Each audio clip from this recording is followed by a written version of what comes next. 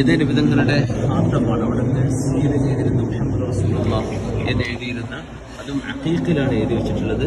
അഖീഖ് കല്ല്, ഇവിടെ ചുവന്ന കല്ല് ലെൻസിലൂടെ കാണാൻ കഴിയും. അഖീഖ് കല്ല് കാണുന്നുണ്ടല്ലോ, അസർ കാണിച്ചു കൊടുക്കുക. ഈ കല്ല് അഖീഖ് കല്ലുണ്ട്. ഇത് നിബിധങ്ങളുടെ താടിരമ്മ സൂക്ഷിച്ചിരുന്ന പെട്ടിയാണ്.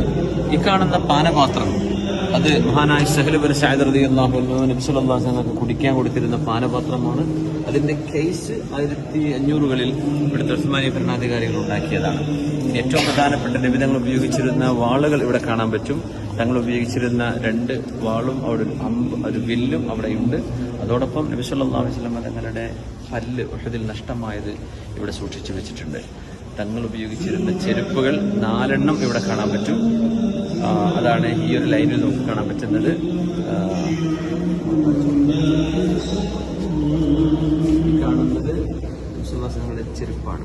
ഈ മഞ്ഞ ബാക്ക്ഗ്രൗണ്ടിൽ വെച്ചിട്ടുള്ളത് അതിൻ്റെ അപ്പുറത്തുള്ളതും ചെരുപ്പാണ്. മേലെ കാണുന്നത് തങ്ങൾ ഉപയോഗിച്ച 2 വാളുകളും അതിൻ്റെ വാളിൻ്റെ കേസുകളുമാണ്.